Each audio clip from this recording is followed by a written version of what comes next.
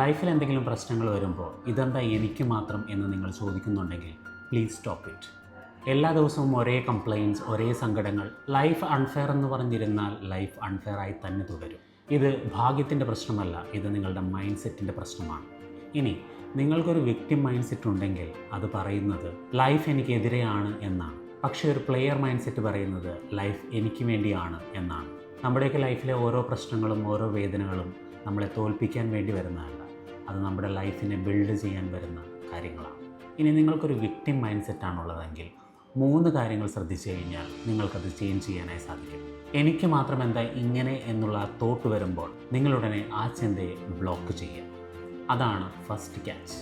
രണ്ടാമത്തത്, നമുക്കൊരു പ്രോബ്ലം വരുമ്പോൾ അല്ലെങ്കിൽ ഒരു വിഷമം വരുമ്പോൾ ഇത് എന്താണ് നമ്മളെ പഠിപ്പിക്കുന്നത് എന്ന് നിങ്ങൾ ചിന്തിക്കുക, അതിനെ തിരിച്ചറിയുക. ചുരുക്കി പറഞ്ഞാൽ പ്രോബ്ലത്തിനെ അല്ലെങ്കിൽ നിങ്ങളുടെ സങ്കടത്തെ ഒരു ലെസണായി കാണുക.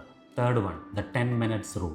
അധികം ഓവർ തിങ്ക് ചെയ്യാൻ നിൽക്കാതെ അടുത്ത 10 മിനിറ്റിൽ നിങ്ങൾക്ക് ചെയ്യാൻ പറ്റുന്ന ഒരു ചെറിയ ആക്ഷൻ എടുക്കുക. പ്രശ്നങ്ങൾ വരുമ്പോൾ തളരുന്നതാണ് വിക്ടിം മൈൻഡ് സെറ്റ്.